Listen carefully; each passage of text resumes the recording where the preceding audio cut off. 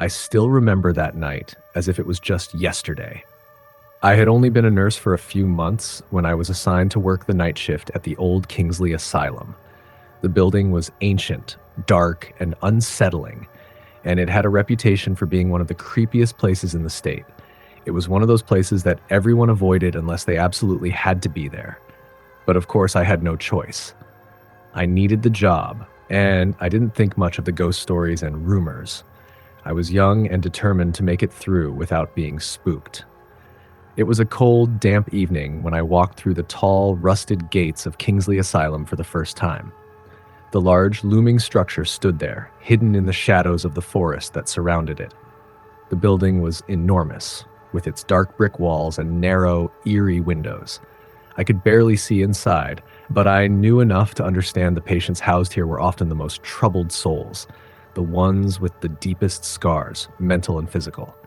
I was led down long, narrow hallways by an older nurse named Grace who had worked at Kingsley for decades. Her face was worn, her hair a faded gray, and there was something in her eyes that unnerved me, something distant and haunted. She explained the routines, the rules, and warned me to be cautious about certain areas of the hospital. "Stay away from the east wing," she said in a low voice, her eyes darting toward the dark hallway. "It's not safe. Some things happen there, things you don't want to know about." At first, I dismissed it as superstition, but I couldn't help feeling a shiver run down my spine as she spoke. There was an unsettling stillness to the hospital, an oppressive energy that clung to the walls. I was assigned to the general ward that night, tending to patients who were more manageable, though even they had their moments of agitation. As the hours dragged on, I began to feel more and more uneasy. It wasn't just the dim lighting or the strange noises echoing through the hallways. It was something deeper, something I couldn't quite place. The other nurses seemed unfazed, moving around like robots in the sterile corridors. But there was something wrong with the atmosphere, a palpable tension that seemed to grow stronger with each passing hour. It started with a whisper, faint but distinct, as if someone was trying to get my attention. I thought it was just my imagination at first, but as the night wore on, the whispers grew louder. They seemed to come from the walls themselves, as if they were alive, trying to speak through the cracks in the old plaster. At around midnight, I was assigned to check on a patient named Mr. Dalton. He was a quiet, frail old man, his skin pale and wrinkled, his eyes sunken in their sockets. I had only seen him once before during my shift, and he didn't say much. But tonight, something was different. He was sitting up in his bed, his hands trembling as he gripped the sides of the mattress, his eyes wide and terrified. "Are you okay, Mr. Dalton?" I asked softly, approaching his bedside. He didn't respond at first. His gaze was fixed on something behind me, his mouth moving in silent prayer.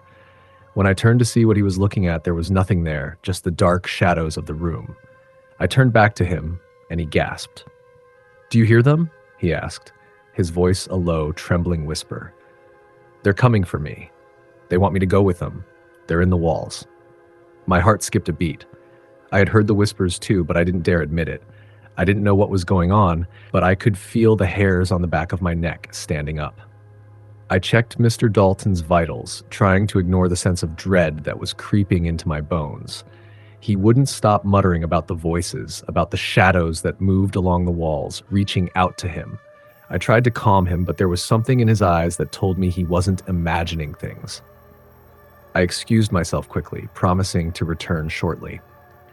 That's when things started getting really strange. As I walked down the hall toward the nurse's station, I heard it. Soft footsteps behind me. I spun around, but no one was there. The hallway was empty. I chalked it up to nerves. It was just an old hospital, right? The creaking of the floors, the groaning of the pipes. But the footsteps didn't stop.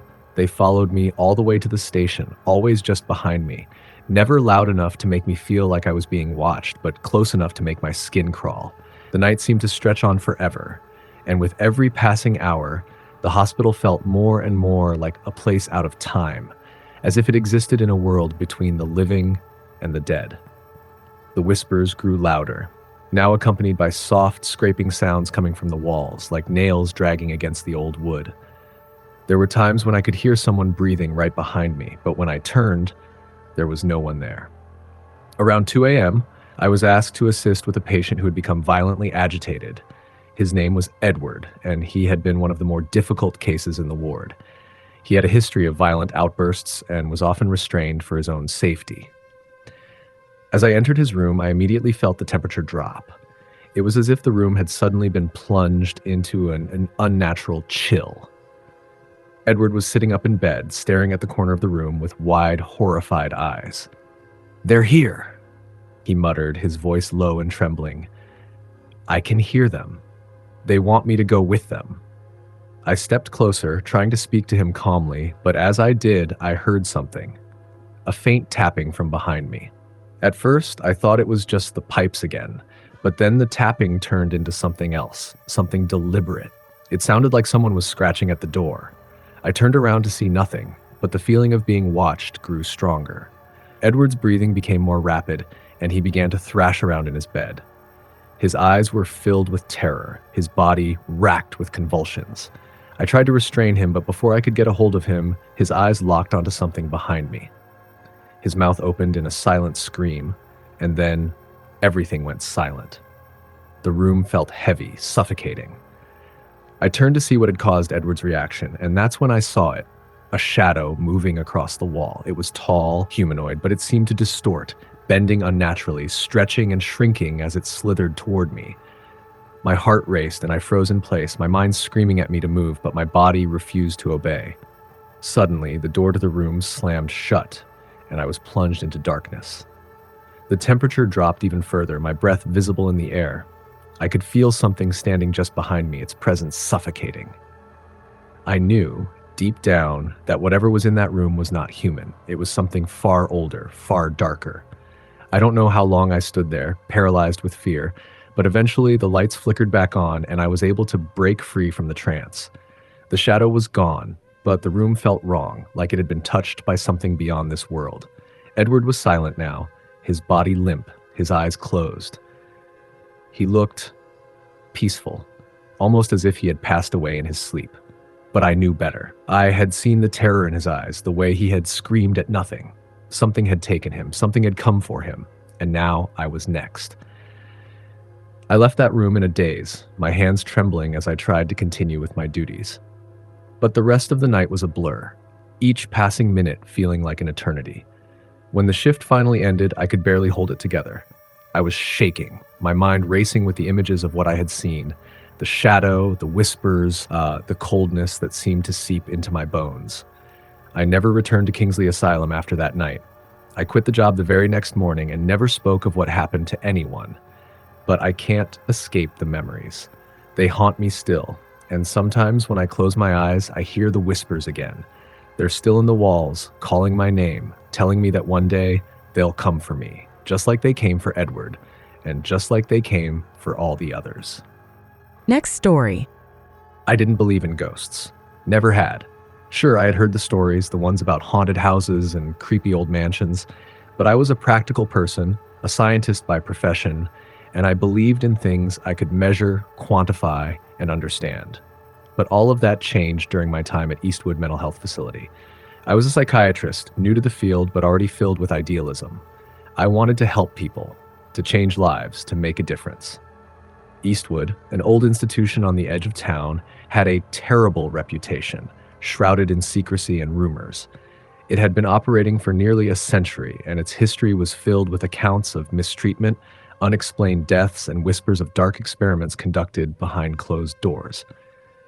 But none of that mattered to me. I was there to treat the patients, not to get caught up in the stories. I was determined to make the place better, to help the people trapped in its walls. When I arrived, the staff was distant, cold even. It was like they had all accepted that Eastwood was a place where hope went to die. They didn't speak much about the patients or the past. They simply did their jobs and left. But over time, I began to hear things, subtle at first. Hushed conversations in the hallway, strange noises at night, the occasional patient who would speak in riddles about the ones who never left.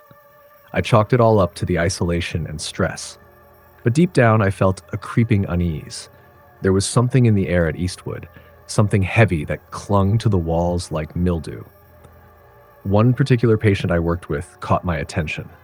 Jacob, a man in his late 20s who had been a resident at Eastwood for several years.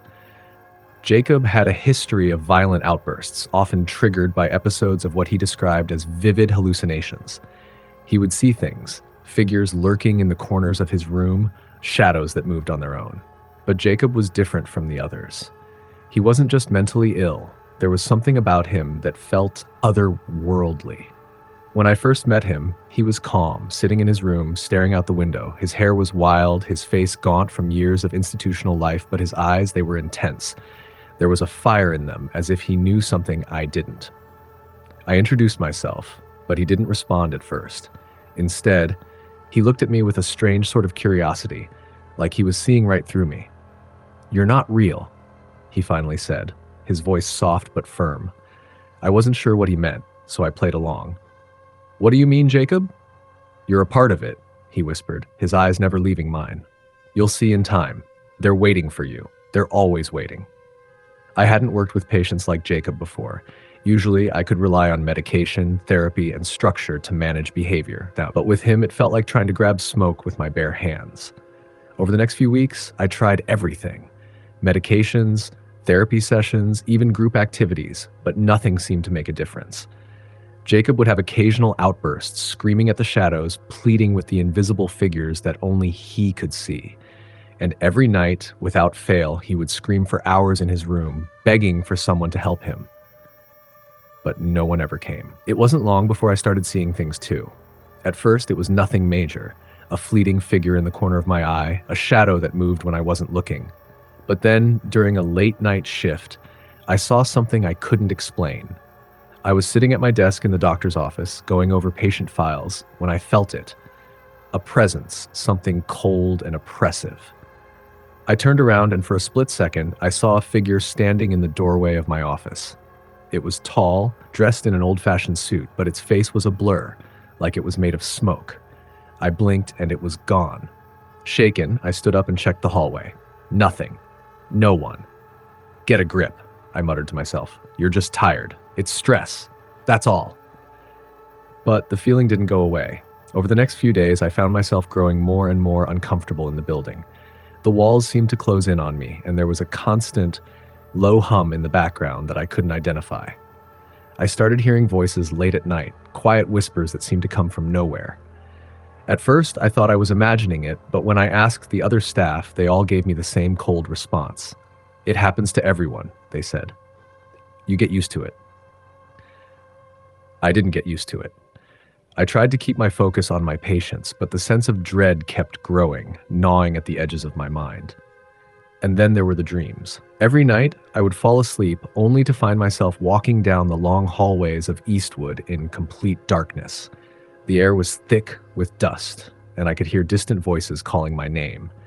The walls seemed to breathe, as if the building itself was alive, pulsating with something ancient and malignant. Sometimes I would hear footsteps behind me, soft but deliberate, and when I turned around, there would be no one there. Other times, I would reach the end of the hallway, where a door stood ajar. When I stepped inside, the room was filled with shadows, all reaching out to me with cold, invisible hands. I woke up every morning exhausted, my heart racing, drenched in sweat, and each day I felt more disconnected from reality. It was like Eastwood had seeped into my soul, and I couldn't escape it.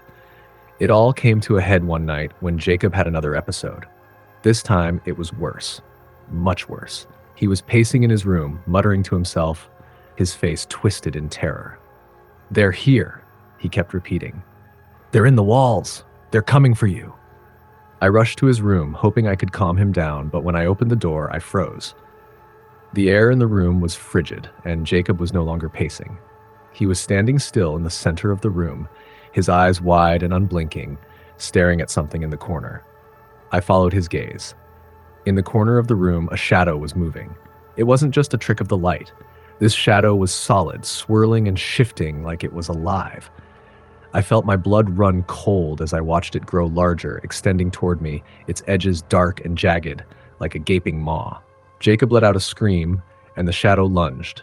Before I could react, everything went black. I woke up in the hospital, my body aching, my mind foggy. I had no idea what had happened after I passed out, but when I tried to get up, the nurse gently held me down. You've been through something strange, she said, her voice soft. We're not sure what caused it, but you're safe now. I couldn't remember how I had ended up there, but as I lay in the bed, I knew one thing for certain. Eastwood wasn't just haunted by the ghosts of the past. It was a place alive with something dark, something that had existed long before the building itself. The staff said I had a breakdown, that it was all stress and overwork. But I knew the truth. I had seen it, felt it, the darkness that lived in Eastwood, and I knew it was never going to let go. I resigned the next day. I've never returned to Eastwood, and I never will. But sometimes in the dead of night, I hear whispers from the shadows. I know they're calling me back. They're waiting for me to return, to see the things I should have never seen. Next story. I had heard the rumors about St. Elizabeth's Hospital long before I ever set foot in it. Some people said it was haunted by the spirits of former patients, some of whom had died under mysterious circumstances. Others claimed the building itself was cursed, that it had a dark history dating back to the early 1900s, when it was originally an asylum for the criminally insane. Regardless of the truth, one thing was clear. No one who had worked there for long ever came away unscathed. When I first started as a nurse there, I had no idea what I was getting into. I was fresh out of nursing school and had heard about the job opening from a friend who swore it would be a great opportunity. The pay was decent, the benefits were good, and they were hiring on the spot. I had no reason to believe the stories about hauntings or strange happenings. I thought they were just old wives' tales. A way to make the hospital more intimidating than it really was. The hospital was located on the outskirts of the city, tucked away in a secluded area surrounded by dense woods. It had an old Gothic feel to it, with its towering stone walls and arched windows. The interior was no different. High ceilings, long hallways, and outdated equipment. It felt like a place suspended in time, stuck somewhere between the present and the past. I started on the night shift, which was supposed to be quieter. At first, it wasn't too bad. The patients were mostly elderly and suffering from various mental illnesses. But after a few weeks, I began noticing strange things happening in the hospital. It started small. Objects would be out of place when I went into a room, lights flickering for no reason, and the sound of footsteps when no one was around. But there were more unsettling things too. One night, I was assigned to check on a patient named Mrs. Hawthorne. She was a frail, elderly woman who often whispered to herself and seemed to be lost in her own world. She had been at St. Elizabeth's for years, long before I ever arrived, and she was one of the few patients who had a reputation for being difficult. When I walked into her room that night, she was sitting up in bed, staring at the wall with wide, unblinking eyes. "Mrs. Hawthorne?" I called gently. "How are you feeling tonight?" She didn't respond. Her eyes were fixed on the far corner of the room, and I could hear her muttering something under her breath. It was hard to make out, but it sounded like she was repeating a name over and over again. "Do you need anything?" I asked, stepping closer to her bed. Suddenly, her head snapped around, and she locked eyes with me. There was something in her gaze that made my blood run cold. It was as if she could see something I couldn't, something terrifying. "They're coming for me?" She whispered hoarsely, her voice trembling. "They've come for me." I didn't know what to say. I assumed she was confused, lost in her thoughts as usual. I checked her vitals and tried to calm her down, but she wouldn't stop repeating that phrase. "They're coming for me." I dismissed it as part of her illness and moved on with my rounds. But the rest of the night, I couldn't shake the feeling that something wasn't right. I kept hearing strange noises, whispers just out of earshot, and the faint sound of footsteps behind me when I was alone in the hallways. That was just the beginning. A few nights later, I was working in the emergency wing when things took a more disturbing turn. A patient named Daniel, a young man who had been brought in after a violent outburst, had been placed in a room at the far end of the hospital.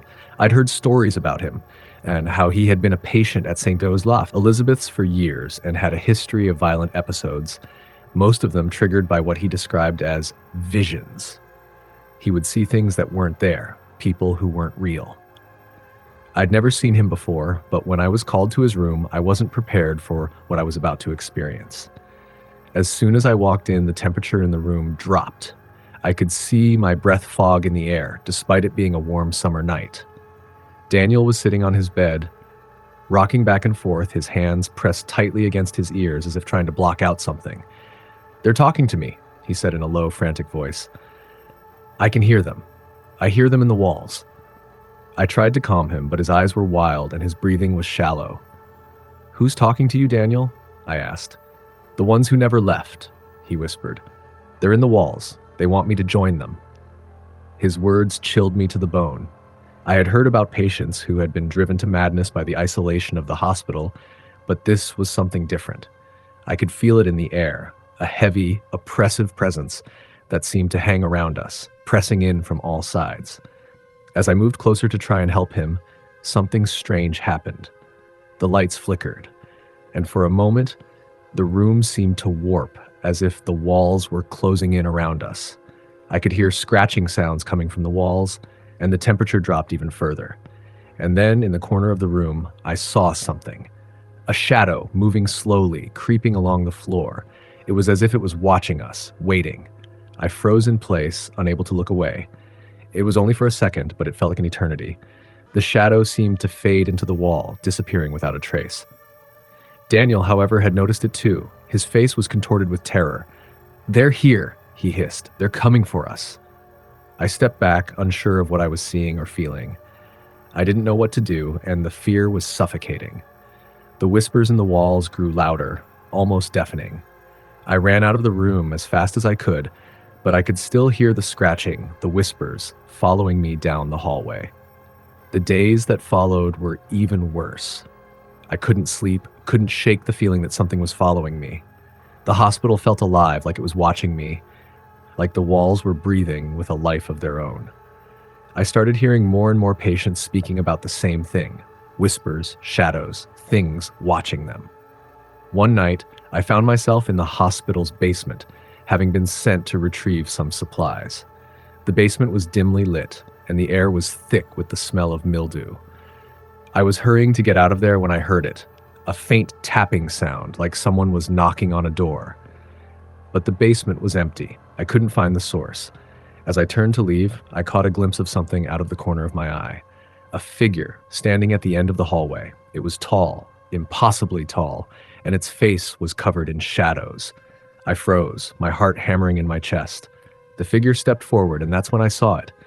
Its face, pale and twisted, eyes hollow and black as night. It wasn't human. I ran. I ran without looking back, not stopping until I was safely outside the hospital. I knew then that I couldn't stay there anymore. Something had taken root in that place, something dark and ancient that had been waiting for someone like me to come along. I left St. Elizabeth's the very next day, never to return. I told myself I was just imagining things, that it was the stress of the job getting to me. But deep down, I knew better. St. Elizabeth's Hospital still stands, though no one ever seems to talk about it much anymore. The rumors persist, of course, but there are fewer people willing to work there now. And sometimes when I close my eyes, I hear the whispers again. They're calling me back, just like they called to Daniel and to Mrs. Hawthorne. And I know deep down that I'll never escape them. Next story.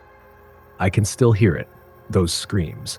Sometimes in the dead of night, they echo through my head, and I can't escape them. It's been months since I was discharged, but the memory won't leave me. Maybe it's because I know deep down that I didn't truly leave.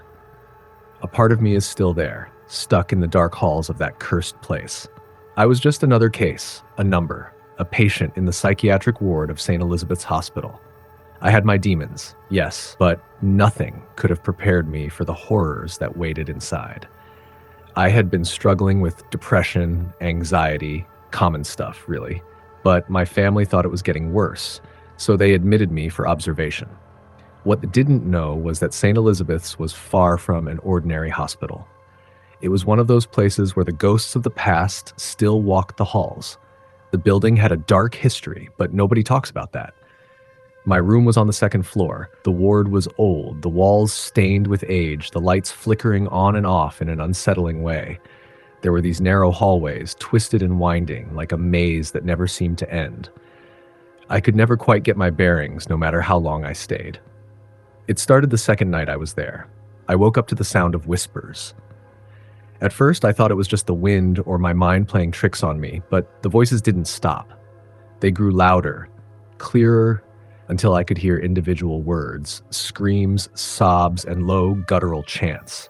They came from all directions, but when I looked around the room, no one was there. My heart pounded in my chest. I tried to convince myself it was nothing, but I couldn't shake the feeling that something was terribly wrong. The nurses were kind, but there was something off about them. They never looked me in the eyes for too long. They would come in to administer my medication, their footsteps echoing down the sterile halls, but their faces were always shadowed, as if they were hiding something. And the doctors, they were no better. Dr. Simmons, my primary psychiatrist, would sit across from me in his office, his eyes dark and hollow, as though he were staring right through me. Sometimes I felt like he wasn't even listening. He just nodded, wrote things down, and handed me another prescription. On the third night, things escalated. I woke up to the feeling of someone watching me. It was the same sensation you get when you're alone in a room and you can't shake the feeling that someone is standing just behind you, even though you know there's no one there. I turned around quickly, but there was nothing. Still, the sensation lingered. I didn't dare move. I couldn't. It was as if something in the room had frozen me in place. And then I saw it. A shadow moved across the wall, blacker than the darkness around it. It slithered like something alive, something with its own will. I blinked and it was gone. My heart raced and I rushed to the door, but it was locked. I knew I had to get out of there. I hammered on the door, screaming for help, but no one came. When I finally fell back to bed, completely drained, I closed my eyes and tried to sleep. That was when I heard it again, those whispers. This time I could make out full sentences. Help me! Get out! Don't let them take me. I couldn't tell where they were coming from, but it was as if the whole hospital was alive, its walls whispering the stories of those who had been lost to it. Patients, doctors, staff, everyone who had ever walked the halls was somehow trapped there, their souls condemned to linger. The next morning, I told the nurse about what had happened. Her expression didn't change, but there was a flash of something in her eyes. Fear, maybe, or recognition. She didn't acknowledge it, though, and instead, she told me I was just having a bad night, that it was nothing to worry about. She handed me a pill and told me to rest. But as I swallowed it, I knew something was horribly wrong. That day, I met one of the other patients. Her name was Clara. She had been there for as long as anyone could remember, or so it seemed. Clara was different. Her eyes were wide, unblinking, and her voice had a tremor in it whenever she spoke. She never smiled, never made eye contact. When she saw me, she approached slowly, as though she was walking on eggshells, her hands trembling at her sides. "You hear them, don't you?" she whispered. I nodded, terrified to say anything aloud. "They won't stop until they take you too," she said, her voice low and hoarse. "They want us all." Clara's words haunted me as I lay in my bed that night. I heard the whispers again, but this time they weren't just whispers. They were cries, loud and desperate, as if 100 people were begging for help at once. Suddenly, my door opened. A nurse walked in, her face pale, her lips pressed into a thin line. She didn't say anything, but she walked straight to the window, pulling the blinds shut. The air grew cold, and I felt a chill in my bones.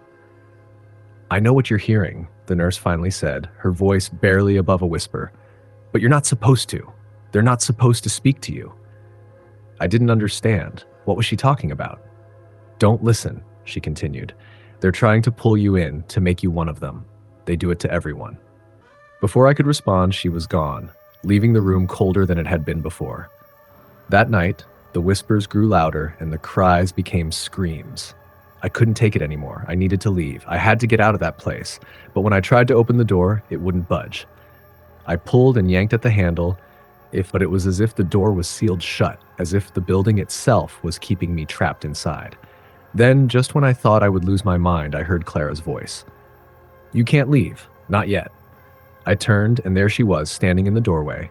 Her eyes were wild, her face pale, and there was a dark stain on her hospital gown.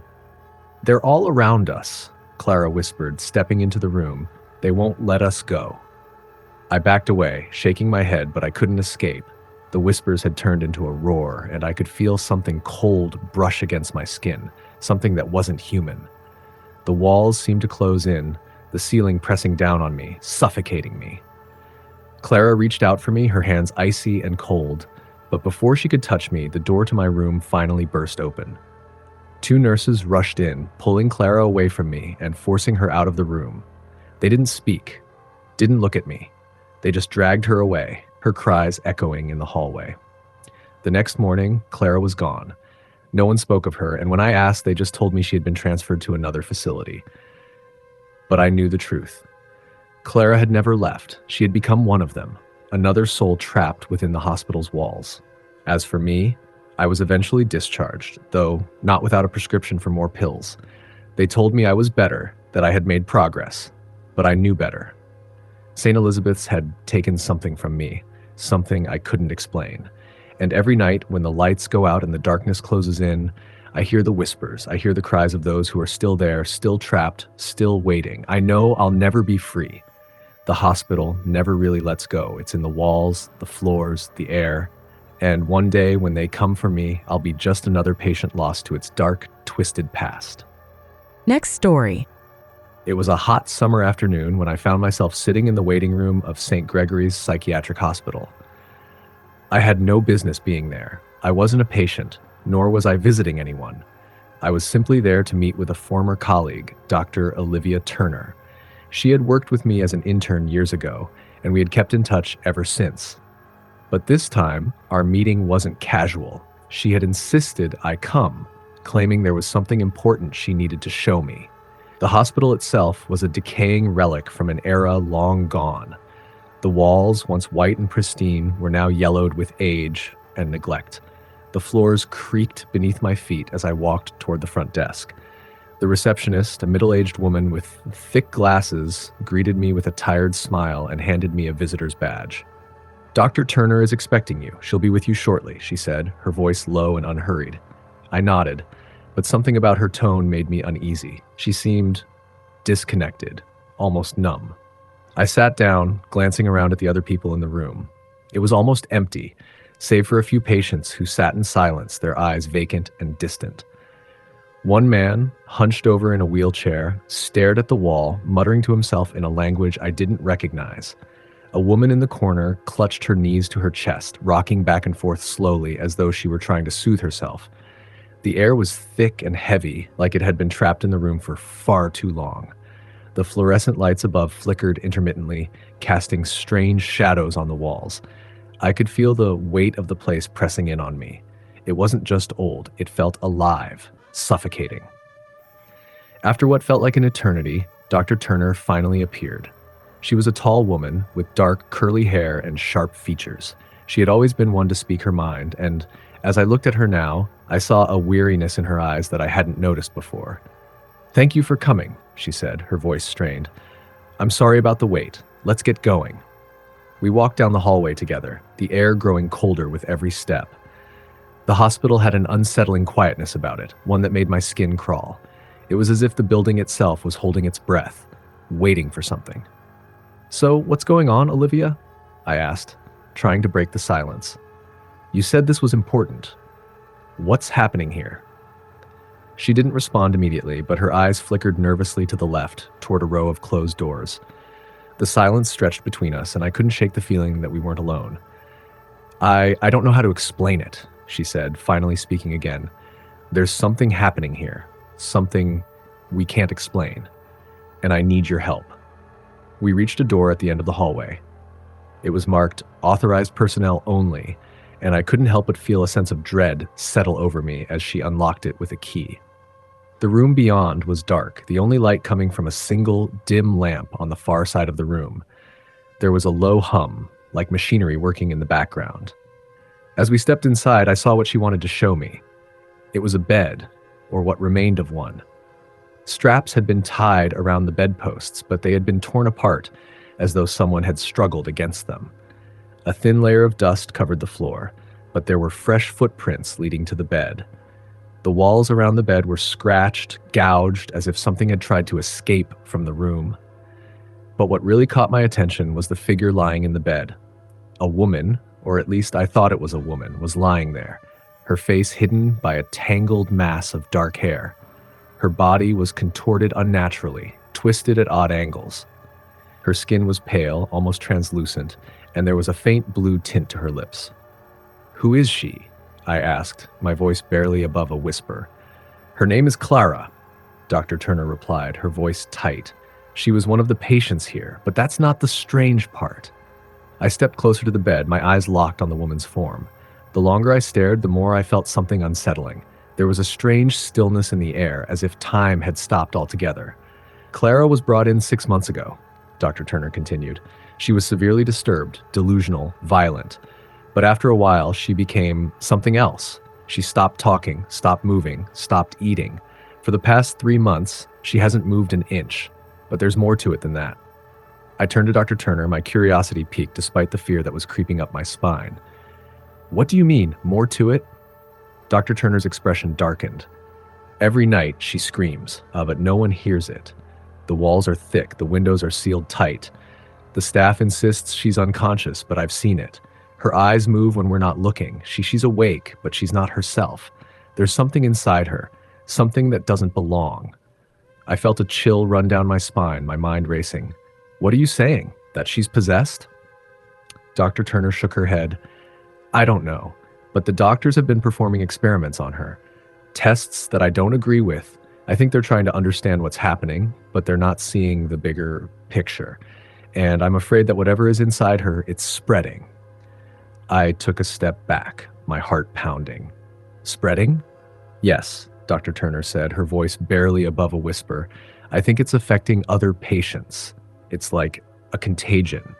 There are people here who weren't like this when they first arrived, but now they're changing, and I think it's connected to Clara. I didn't know what to say. My mind was reeling with questions, but I couldn't process them all at once. What kind of experiments were they conducting here? Why hadn't anyone stopped it? Suddenly, the lights above flickered and went out. The room was plunged into darkness, the hum of the machinery silenced. A cold wind swept through the room, and I could hear a faint guttural whisper coming from the bed. It was Clara. Her voice, if it could be called that, was low and distorted, as though it was coming from somewhere deep within her. Help me, the voice rasped. Help me. Escape. Before I could react, the door behind us slammed shut, and the room was consumed by a deafening silence. I could feel my pulse in my throat, the hairs on the back of my neck standing on end. Something was wrong. So very wrong. Dr. Turner's eyes widened in terror. It's happening again, she whispered. It's awake. The shadows in the room seemed to grow longer, stretching out like fingers reaching toward us. I tried to move, to leave, but my feet felt like they were stuck in place. The temperature dropped, and I saw my breath fog in the air. And then, out of the corner of my eye, I saw Clara's head lift. Slowly, agonizingly slowly, she raised her face to meet mine. Her eyes were wide open, but they weren't human. They were dark, empty voids, and they stared at me with an unblinking intensity. I couldn't breathe.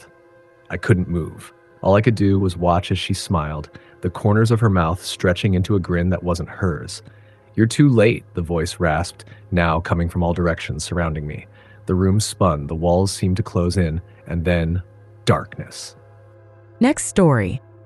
It was supposed to be a routine checkup, just a simple physical examination, the kind I had put off for too long.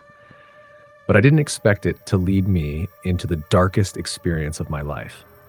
The doctor's office was in an older part of the city, an area where buildings had seen better days. The hospital itself, a huge, imposing structure with peeling paint and cracked windows, stood as a stark reminder of the past. When I walked in that day, I was struck by how quiet it was, eerily so. Not even the hum of machines or the soft chatter of staff filled the halls. It felt more like a museum than a place of healing. I had just moved to the area and didn't know much about the hospital's history, but something about the place felt off. Maybe it was the unsettling silence, or the way the staff seemed to move through the halls with a kind of hurried indifference. But what really caught my attention was the old wing on the far side of the building. No one seemed to go over there. The hallways leading to it were dimly lit, the walls lined with old portraits of patients and doctors long since gone. I couldn't help but feel a pull towards it. Something in my gut told me I needed to know more. But when I asked about it, the staff just waved me off with vague answers. It's just old, one nurse said, her eyes darting nervously. Some of the rooms aren't in use anymore, another doctor told me with a forced smile. That was it. But my curiosity gnawed at me.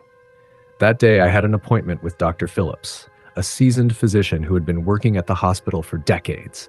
He was a tall, thin man with a hawkish nose and deep-set eyes that seemed to look right through you. I didn't think much of it at first. His demeanor was cool, clinical, professional. But as I sat on the examination table, waiting for him to return after some initial tests, I noticed something strange.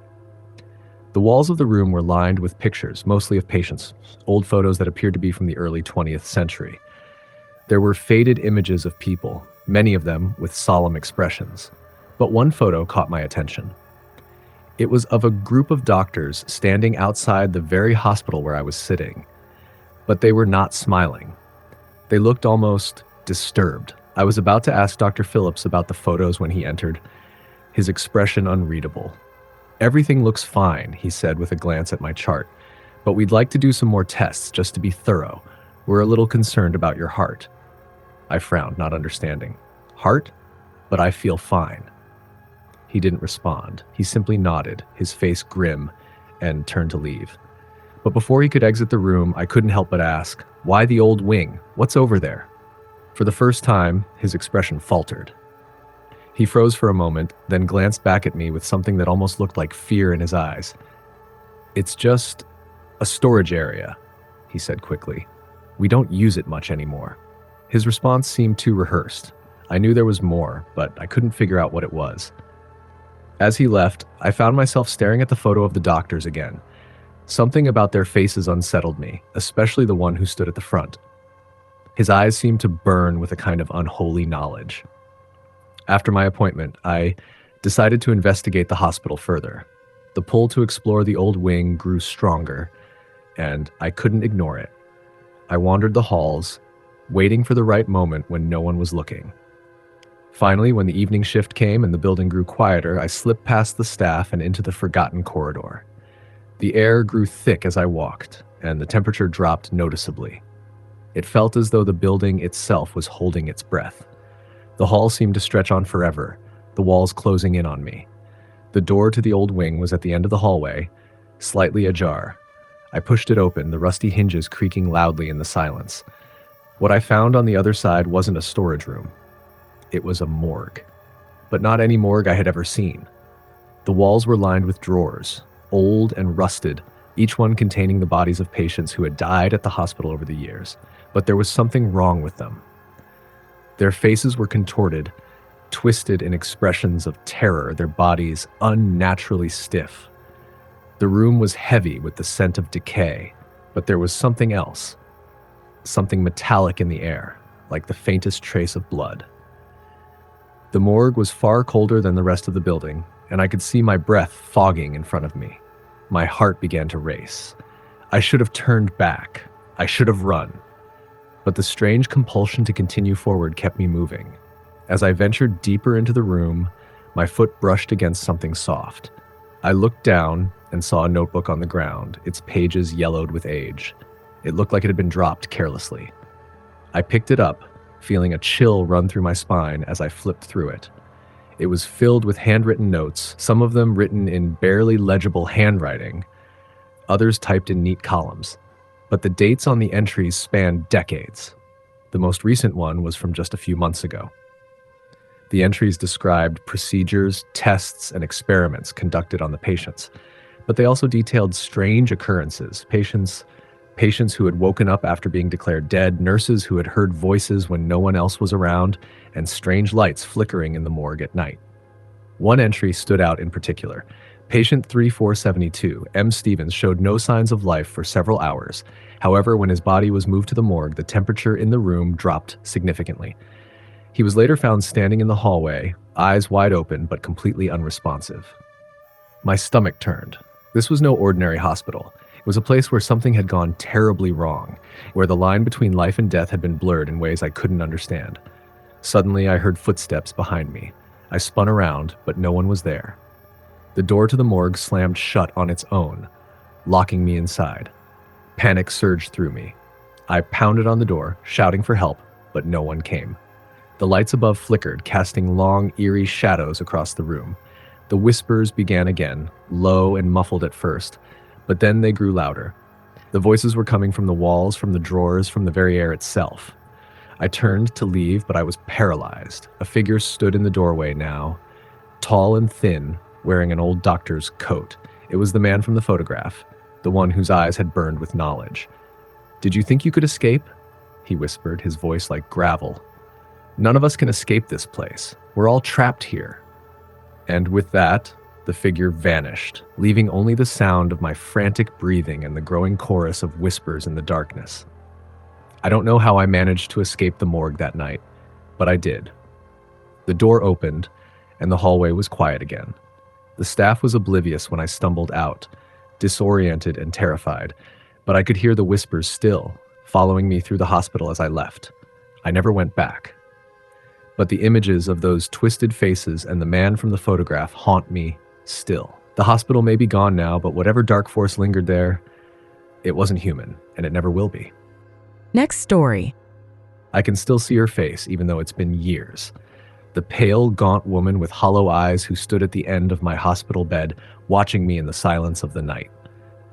She wasn't real. I know that now. But back then, in the delirium of fever and medication, I wasn't so sure. It started when I was admitted to New Haven General, a hospital on the outskirts of town. I'd been in a car accident. Nothing too serious, just a few broken ribs and a concussion. But my head was foggy, and I kept losing track of time. That's when they put me in the ICU. The doctors said it was precautionary, just in case. But something about the place felt wrong.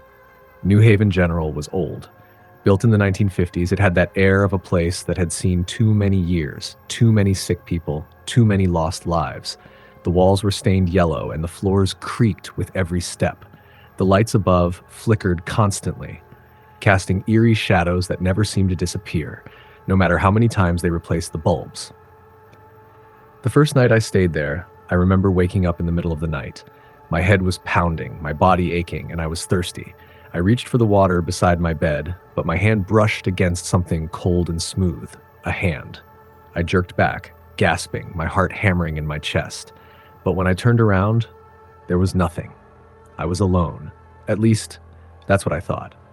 The next few days were a blur.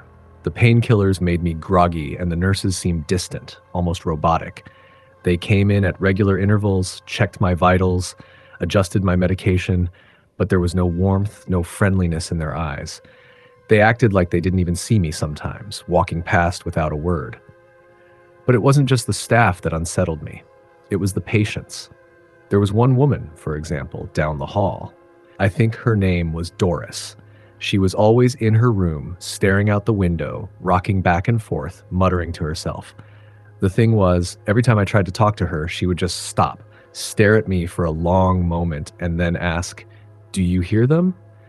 I'd always say no, of course. There was no way I could tell her that I did hear something.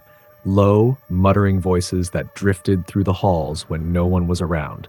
I couldn't tell where they were coming from, but they were there. "Do you hear them?" she'd ask again, and I'd pretend not to. One night, after a particularly exhausting round of tests, I was lying in bed when the lights started to flicker again. This time, they didn't stop. The overhead light buzzed, dimmed, then brightened again. I tried to ignore it, but I couldn't. The sound of the buzzing was starting to get to me, like it was drilling into my skull. That's when I saw her.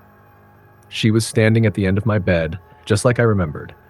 The woman with the hollow eyes. She was tall, thin, her skin so pale it looked almost translucent. She wore an old-fashioned hospital gown, one that was frayed at the edges. She didn't move, didn't speak. She just stood there, watching me. My mouth went dry, and my heart raced. I tried to call out, but no sound came. I tried to pull the covers over my head, but my body wouldn't respond. And then, just as quickly as she appeared, she was gone. I gasped, my breath ragged, as I finally managed to sit up. The room was empty. The lights were still flickering, but there was no sign of the woman. I wanted to believe it was a hallucination, a side effect of the drugs they were giving me. But the feeling of dread that settled in my chest told me something was wrong, something much worse than just a bad dream. The following night, the same thing happened. Only this time, it wasn't just the woman at the end of the bed. It was the entire hallway. Every door was open, and I could see the figures of people standing in the shadows. their faces obscured, their eyes glowing faintly. I tried to scream, but once again no sound came. The figures moved closer, slowly, deliberately, until they were right outside my door. And then, just as I thought I would go mad from the terror, they all stopped. I didn't know what they wanted, but I could feel it. Whatever was happening, they were waiting for something. Waiting for me. The next morning, I told one of the nurses. She didn't react the way I expected. Instead of dismissing it, she grew pale, her face twitching slightly as she glanced around the room, as if to make sure no one was listening. "I'll move you to a different room," she said quietly. "We can't have you disturbed." She didn't offer any explanation, and I didn't ask. I just nodded, grateful to be taken out of that room. But the moment I was moved to a new room, things got worse. This time, it wasn't just the whispers in the halls, it was the visions. I would close my eyes, and when I opened them again, I would see people standing at the foot of my bed. They were always the same, pale, their eyes wide and unblinking, and their mouths hanging open as though they were trying to say something, but no sound came out. I asked the nurse about it, and she looked at me with something that might have been pity or fear. "You're hearing them, aren't you?" she asked, her voice barely a whisper. I nodded, trembling. "They want to be heard, but you shouldn't listen to them. They're not real. They're just echoes." She left quickly after that, and I didn't see her again. No one explained what she meant, but I began to piece things together. The hospital was built on the site of an old asylum, one that had been abandoned decades ago after a series of mysterious deaths. Patients had disappeared without a trace, and rumors swirled about experiments that had been conducted on them, experiments that had gone terribly wrong. But no one spoke of it, not openly, and the more I listened, the more I understood why. The whispers I heard were the souls of the lost, the ones who had died, tortured, and forgotten. They were trapped in that hospital, unable to move on, and they were reaching out, trying to make contact with anyone who could hear them. One night, I saw them all, lined up in the hallways, waiting. Their eyes were fixed on me, filled with desperate longing. And as they inched closer, I heard it, the voice of the woman who had first appeared to me. She spoke softly, but her words cut through me like a blade. "You shouldn't have come here." I tried to run. I bolted from my room, but the hospital had changed. The hallways were no longer familiar. The doors were all locked, and no matter which direction I turned, I was always right back where I started. Then I heard the sound of footsteps, slow, deliberate, echoing through the halls. And I knew they had come for me. The last thing I remember before I lost consciousness was the feeling of cold hands on my shoulders. And when I woke up, I was back in my bed, in a room I didn't recognize, the lights flickering above me. They said it was just a bad reaction to the medication. But I knew the truth. The woman with the hollow eyes, the whispers, the faces in the shadows, they were real. They were still there, waiting. And no matter where I go, no matter how far I run, I can still hear them. Next story. I never believed in ghosts. At least, I didn't until I was forced into a place that would make even the most hardened skeptic question reality. It all started with an accident, something as trivial as any other, a car wreck. But it turned into a nightmare, one that would haunt me in ways I could never imagine. When they rushed me to the hospital, I was barely conscious. Blood soaked through my clothes, and everything around me felt distant, as if I were floating outside my body. The medics worked quickly, shouting instructions, but I couldn't make sense of it. My vision blurred, but I was dimly aware of the sterile smell of antiseptic and the rhythmic beeping of machines. The next thing I remember is waking up in a small, private room. It was cold. The kind of cold that gnawed at your bones, making you feel isolated, trapped. The air in the room was thick, and the light above flickered in a way that felt unnatural. I wasn't sure if it was the drugs in my system or something else, but it was as if the hospital itself was watching me. I tried to move, but was restrained. My limbs felt like they were made of lead, and when I tried to speak, nothing came out. A nurse came in, her face pale, her eyes hollow. She smiled at me, but it wasn't a comforting smile. It was thin, almost a grimace. She checked my vitals, her fingers cold as they brushed against my wrist. "You're going to be all right," she said, though her voice was detached, almost as if she were saying it out of habit, not concern. I wanted to ask her where I was, why everything felt so wrong, but I couldn't. I drifted back into unconsciousness, the darkness swallowing me whole. It wasn't until a day later that I regained full awareness, or at least as much as one can in a hospital like that. The room hadn't changed, nor had the unnerving coldness. But this time, there was something more. A sound, faint at first, like whispers in the walls, so subtle I thought it was just my mind playing tricks on me. But as the day went on, the whispers grew louder, more distinct, like they were coming from the very shadows themselves. That evening, the nurse returned. She didn't speak to me at first, but kept glancing nervously at the door, as if someone, or something, was watching us. She administered something into my IV, her hands shaking slightly. I could see it now, the fear behind her facade. It was in the way she moved, how her eyes darted around the room. Do you hear that?" I asked, my voice barely a whisper. Her gaze shot to me, her face paling even further. She didn't answer, but her lips trembled. The room grew colder, the shadows deepening. It felt like they were closing in. "What is that noise?" I repeated, my heart racing. The nurse hesitated, then leaned close to me, her breath cold on my ear. "You shouldn't be here," she whispered, her voice tight. "None of us should be, but it's too late." She stood up abruptly, her eyes darting to the door. "Stay here. Don't go anywhere." Before I could respond, she was gone, her footsteps fading down the hallway. I tried to get up to understand what she meant, but my body was too weak. The whispers returned. Louder, more insistent. I tried to scream, but my throat was dry, my voice a hoarse croak. I don't know how much time passed. Hours? Days? All I knew was that the whispers were driving me mad. They spoke of death, of pain, of people who were never meant to leave, of patients who had died not in their beds but somewhere else, somewhere in the walls. Some part of me wanted to believe it was just the drugs, the trauma of the accident, but I knew, deep down, that it wasn't. I had to know. I had to see for myself. When the nurse didn't return, I gathered what little strength I had and stumbled to my feet. I could feel the floor beneath me, the chill creeping into my bones. The hallway outside my room was eerily quiet, not a sound except for the soft creak of the floorboards under my feet. I made my way down the corridor, my legs shaking with every step. The hospital was vast, sprawling in ways that didn't seem to make sense. The architecture was old, crumbling in places, and the air smelled stale, like it hadn't been aired out in years. I could hear more voices now, low and muffled, coming from the rooms. Whispers that shouldn't have been there. I walked past room after room, each one locked tight. But when I came to the last room on the left, the door was slightly ajar. I pushed it open, my breath catching in my throat. The room was dark, almost pitch black, save for the faintest flicker of light from a single dying bulb.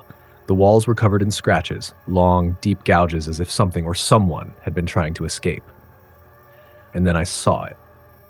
In the far corner, barely visible in the shadows, was a figure. It was hunched over, its back twisted in unnatural ways, its skin ashen and pale, stretched tight over bone. I froze, unable to move, as the figure slowly turned its head towards me, its eyes glowing faintly in the dark. There was no life in them, only hunger. Before I could react, the figure let out a low growl like something not entirely human, and that's when I heard it, screaming. The unmistakable sound of someone in pain. The figure in the corner faded into the shadows, but the screams remained. They echoed in my ears, growing louder, more frantic. I stumbled backward, my heart pounding in my chest. I turned and ran, but the hallway stretched on endlessly as if the building itself was alive, twisting and shifting to keep me inside. Every turn I took led me deeper into the hospital, away from the exit I knew was there, but could never reach. I heard footsteps behind me, slow and deliberate, like someone or something was following me, taunting me. I glanced over my shoulder and saw it. The nurse, her pale face twisted into a mask of terror. She was running toward me, but her movements were jerky, unnatural. Her eyes were wide with fear. "They're all here," she gasped, her breath ragged. "The ones who didn't leave, the ones who died here. They're still here. They won't let us leave. They won't let anyone leave." Her voice was barely a whisper, lost in the heavy, oppressive silence of the hall. And then, just as quickly as she appeared, she was gone, disappearing into the shadows, leaving only the sounds of the whispers behind. I don't remember much after that. The next thing I knew, I was waking up again, back in my room. The lights were dim, the air still cold, but everything seemed normal, as if nothing had happened, but I knew better. The whispers were still there, just beneath the surface of everything. I could hear them whenever I closed my eyes, whenever I tried to sleep. And I knew deep down that the hospital wasn't done with me yet. No one ever spoke of the things I saw, the things I heard, but I know they're still there, waiting. The voices, the figures, the ones who never left. They haunt that place. And if you ever find yourself in a hospital like that, if you ever end up in one that feels wrong, cold, like it's watching you, don't go looking for answers, because you might just find something you're not meant to. Next story. It was supposed to be a routine trip. I had taken the job as a paramedic only a few months ago, and I thought I had seen it all. Car accidents, heart attacks, drug overdoses. Nothing had prepared me for the call that would change everything. It came in around 3 a.m. on a Friday night, an emergency from an old, forgotten part of town. The address was listed as Hollowbrook Psychiatric Facility, an institution that had been shut down for years. I had heard stories about it, the kind of stories you hear from older medics or seasoned first responders, the kind that keep you awake at night, wondering if you should have chosen a different career. The facility had been abandoned, left to rot in its own history of terrible treatments and darker rumors. People said the patients hadn't been the only ones to suffer. Some claimed they heard voices in the empty hallways. Others whispered about the experiments that had been carried out behind locked doors, experiments that had driven the doctors to madness, or worse, that had turned them into something else. But those were just stories. At least that's what I told myself as we sped toward the facility that night. The sun had long since set, and the streets were eerily empty. We arrived at the site within 15 minutes, but as we pulled up, I couldn't shake the unease creeping up my spine. Hollowbrook stood before us like a dark giant, its brick walls decaying, windows broken, the occasional faint light flickering from within. There was no sign of life, no vehicles, no staff, just a long, unnerving silence that seemed to stretch for miles. The dispatcher's voice crackled over the radio. Unit 47, report. We have a code blue at Hollowbrook. Proceed with caution. Code blue meant a medical emergency, usually cardiac arrest, but this felt different. No one had ever responded to a call here in years. Why now? And why in the dead of night? I glanced at my partner Mitch and saw that his expression mirrored mine. He didn't speak, but I knew he was thinking the same thing. We weren't just responding to a medical emergency. Something else was going on. We entered through the main doors, which creaked open as if the building itself was groaning. The smell hit me immediately. Stale air, mildew, and something else I couldn't quite place. It was thick, almost suffocating. The light from our flashlights barely cut through the darkness, illuminating long, abandoned hallways lined with rusted equipment and old, crumbling furniture. As we walked deeper into the facility, I heard it. A sound, faint at first, like a whisper. I turned to Mitch, but he hadn't heard it. He was too focused on the mission. But it wasn't just a whisper. It was a voice, distant and muffled, calling for help. It was coming from the far end of the hall. "Do you hear that?" I asked, my voice low, barely above a whisper. Mitch glanced around but didn't say anything. We continued forward, and the voice grew louder, clearer. It was a woman's voice, begging, pleading. "Help me. Please, help me." I stopped, my breath catching in my throat. "Where is that coming from?" "Probably the basement," Mitch said nonchalantly, though I could see the hesitation in his eyes. He started walking toward the stairs, clearly trying to avoid acknowledging what was happening. I followed him, but my legs felt like they were made of lead. We descended into the basement, our flashlights revealing nothing but rows of old, unused equipment and long-forgotten rooms. But then we reached the far end of the basement, where the voices seemed to be coming from. There, in front of a door marked Restricted Area, the whispering stopped. The silence was thick, oppressive. My heart raced. I had to know who or what was on the other side of that door. Mitch stepped forward, reaching for the handle. "Stay close," he muttered. When he opened the door, the air turned frigid, colder than I had ever felt before. A sharp chill seemed to invade my skin, leaving me shivering. The room inside was dark, but our flashlights cut through the blackness to reveal an eerie sight. A chair, strapped with worn leather restraints, sat in the middle of the room. The walls were covered in strange symbols etched in what looked like blood, though it was hard to say for sure. But that wasn't the worst part. The worst part was the woman, strapped to the chair. Her skin was pale, almost translucent, her hair matted and wild. Her eyes were wide open, but they were lifeless, staring into nothingness. Her mouth was moving, but no sound came from her. It was as though she were trapped in some sort of limbo, unable to speak or move. I couldn't look away. There was something deeply wrong with her, something unnatural. The room itself seemed to be suffocating, as though the very air had been poisoned. It felt wrong in every way imaginable. "Is she alive?" I asked, my voice barely a whisper. Mitch moved toward the woman, checking her vitals, but as his hand hovered over her pulse, he froze. "There's nothing," he said, his voice shaking. "She's dead." I stepped closer to get a better look, but then something shifted in the corner of my eye. A shadow, no, several shadows, moved quickly along the walls, barely visible in the dim light. They weren't human. They were something else, something darker. They slithered along the edges of the room like sentient smoke. I backed away from the chair, my chest tight with panic. "Mitch, we need to get out of here." But Mitch didn't respond. He was staring at the woman, his face pale. His mouth moved, but the words that came out were not his own. "She's still here," he whispered in a voice that wasn't his. "She's been waiting for you, waiting for someone to listen." I grabbed Mitch's arm, yanking him away from the chair, but as soon as I did, the shadows surged forward. They came at us, swirling like a storm, their presence suffocating, cold and utterly terrifying. The lights flickered and the air turned icy. In that moment, I felt it.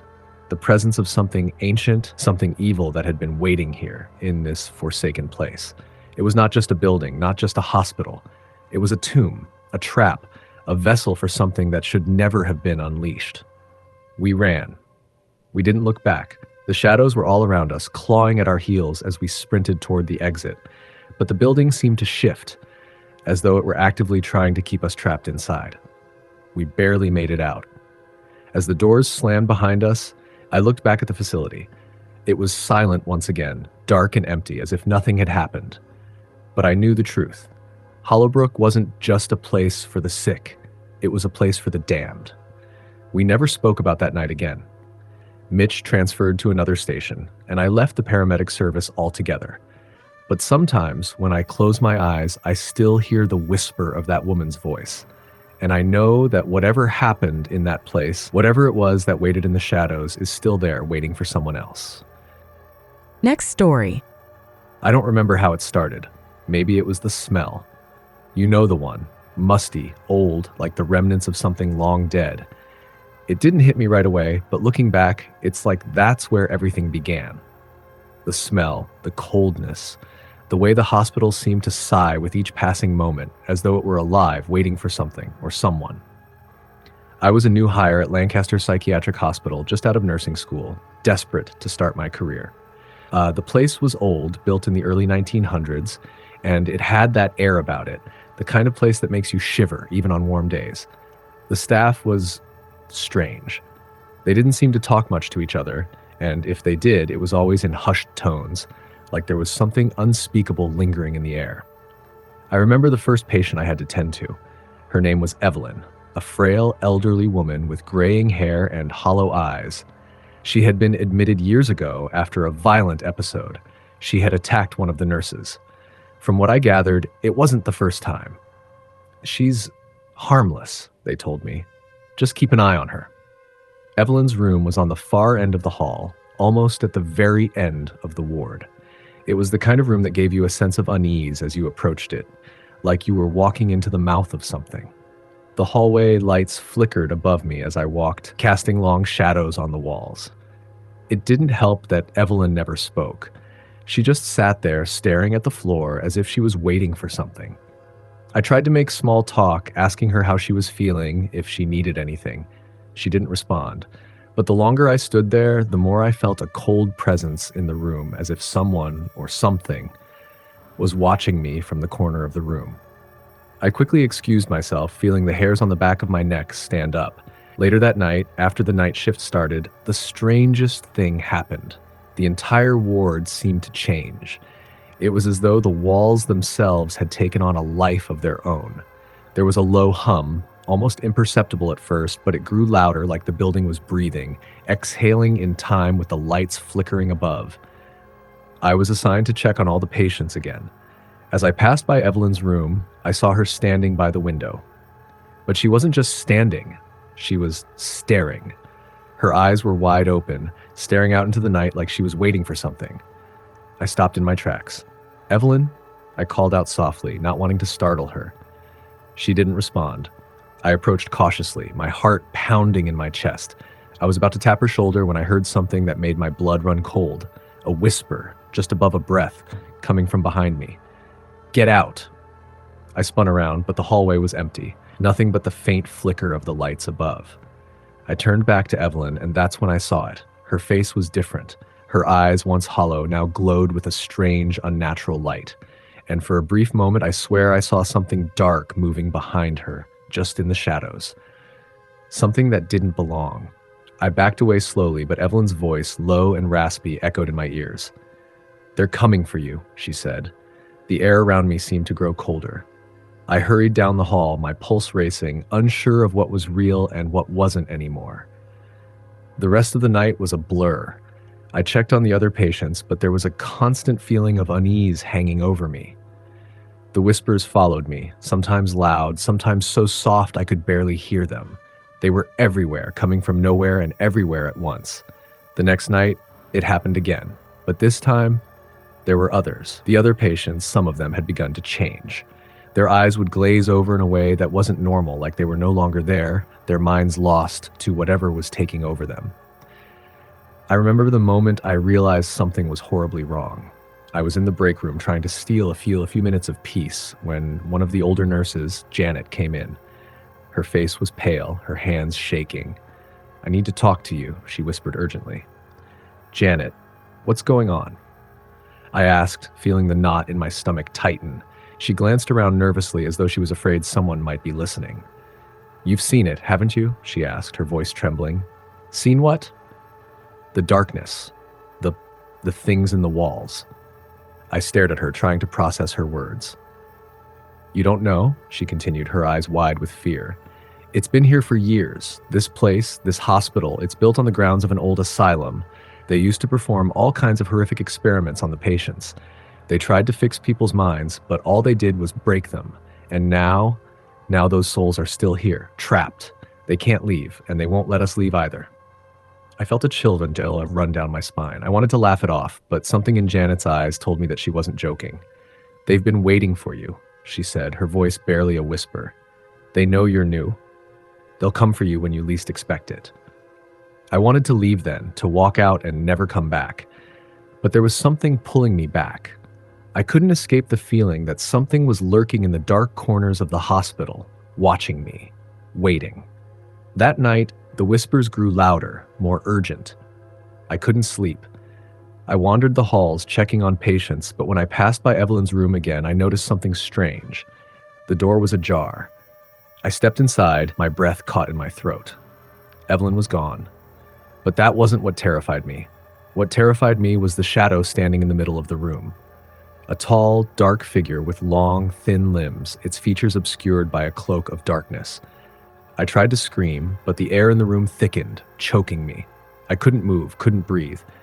The figure stepped toward me, its presence so cold, so oppressive that I thought I might pass out from fear. Then, just as suddenly as it had appeared, it vanished. I stumbled out of the room, my heart pounding in my chest. The lights flickered violently and I could hear the screams from the other rooms. But the worst part was the silence that followed. The kind of silence that fills your ears with a buzzing, a pressure, like something is about to break. I ran down the hall, but the shadows seemed to stretch, reaching for me, pulling me back toward the rooms where the patients now sat, their eyes wide and vacant. I don't remember how I got out. I don't remember the drive home or even getting into bed. All I know is that I haven't gone back to Lancaster Psychiatric Hospital since. I've heard stories, though, patients who have been there for years, still hearing the whispers, still seeing the dark figures. And every now and then I hear the faintest of whispers in my own house. Come back. Next story. I never believed in ghosts. Not until that night. I was always the kind of person who needed proof, something tangible I could touch and see. The idea of a spirit lingering in some forsaken place, watching the living with a cold, dead stare, never seemed plausible to me. But now I can't help but wonder if I was wrong. It was a quiet Tuesday evening when I arrived at the St. Matthew's Hospital. I had been a nurse there for nearly 6 months. The hospital was older, built in the 1920s, but it was still running well enough. The building creaked with age, the walls yellowing from decades of neglect, but it was functional. The staff was hardworking, if a bit reserved, and the patients were usually quiet, more likely to sleep through the night than make noise. I always preferred night shifts. They were calm, peaceful, and gave me time to think. But that night was different. It started innocently enough. I was assigned to the night shift in the lower wing of the hospital, an area that hadn't seen many patients for years. It was isolated, tucked away at the back of the building, with only a few rooms still in use. I didn't mind. It was quiet, and I could get some reading done between rounds. As I was passing the old section, I noticed something strange. The door to one of the rooms, room 213, was cracked open. This was unusual because the room had been unoccupied for months. I leaned in and peered inside. The bed was empty, but the faint sound of something breathing, like the slow, steady exhalation of a person asleep, came from within. It felt odd. I knew I should have walked away, just moved on with my rounds, but curiosity got the best of me. I stepped inside, quietly, just enough to peek around the corner. That's when I saw her. A woman, sitting on the bed, facing the window, her back to me. She had long, disheveled hair that cascaded down her back, and her gown was torn at the hem as though it had been worn for far too long. She was eerily still, like she wasn't breathing. The air around her was cold, and the hairs on my neck stood up. I froze. "Excuse me," I said, trying to keep my voice steady. "Is everything all right?" She didn't respond. Her shoulders didn't rise and fall with breath. There was only the faintest hint of movement. Her head tilted slightly, as if listening to something just beyond the window. I took a cautious step forward. "Ma'am, you need to leave this room," I said, more firmly now, hoping to break her trance. Her head turned slowly, so slowly I could hear the slight creaking of her neck. Her eyes met mine. They were empty, hollow, black as night with no whites, no iris, just pools of darkness staring straight through me. I stepped back, heart pounding in my chest. The room felt colder, the air thick with something I couldn't explain. Who are you?" I whispered, barely able to breathe. The words seemed to leave my mouth without my control. The woman's lips moved, but there was no sound, no voice to match her movement. She opened her mouth wider as if to speak, and that's when I noticed the blood, dark, red, oozing from the corner of her lips, dripping down onto her gown. I wanted to scream, but my throat was tight, my body paralyzed with fear. The woman tilted her head slightly as though amused by my terror, and then, without warning, she was gone. Vanished. The bed was empty once more, and the room felt lifeless. I stumbled backward, almost tripping over my own feet as I turned and rushed out of the room, slamming the door behind me. My heart raced, and my mind spun in confusion. I couldn't comprehend what I had just seen. Had I imagined it? Was I just overtired? No, it couldn't have been a hallucination. I was awake, wide awake. I shook my head, trying to calm myself. Maybe I needed to take a break, get some fresh air, and clear my mind. But when I reached the nurse's station, something else stopped me. The lights flickered. The entire hallway seemed to pulse, as though the walls themselves were breathing. The whispering started next. At first, it was so faint that I thought it was just the hum of the old lights, but then it grew louder, voices. Soft, distant murmurs, as if someone was speaking just behind me. I spun around, but the hall was empty. Still, the voices persisted, echoing down the corridors. My skin crawled. I didn't know what to do. I had to finish my rounds, get through the night. But something was wrong. The air felt heavier, colder with each passing moment. And then I saw it, the woman. She was standing at the far end of the hallway, staring at me, her head tilted unnaturally to one side, her eyes black and wide, unblinking. She didn't move, but I felt her gaze burn through me, like she was pulling me in, forcing me to look back at her. I was frozen, unable to move, unable to turn away. My pulse raced as she slowly lifted a hand, pointing directly at me. And then the whispers grew louder, louder than ever before, overlapping, distorting into a single voice. "Help me." I gasped, stumbling back, my legs giving out beneath me. I tried to call for help, but my voice wouldn't come. My breath came in shallow gasps, panic rising in my chest. And then, just as quickly as she had appeared, she vanished. The hallway was empty, but the whispers didn't stop. They lingered in my ears, in my mind, a constant reminder of what I had seen. I stumbled toward the nurse's station, my hands shaking as I tried to dial for help, but the phone line was dead. There was no response. No one else in the hospital was answering. I spent the rest of my shift locked in the nurse's station, terrified to go anywhere near the lower wing. When the morning shift came in, I tried to explain what had happened, but no one seemed to believe me. They told me I was just tired, that the stress of the job was getting to me. But I knew what I saw. I knew the woman was real, and I knew that something was wrong with St. Matthew's Hospital. It wasn't just the old building or the strange feeling that seemed to linger in the air. It was something deeper, something that had been buried here, something that couldn't be explained away by fatigue or stress. I haven't been back to work since that night. I left the job, moved to another town, and tried to put it all behind me. But every now and then, when I'm alone in the dark, I can still hear the whispers. Soft at first, like a breeze, and then growing louder until it's impossible to ignore. And I know the woman is still out there, waiting.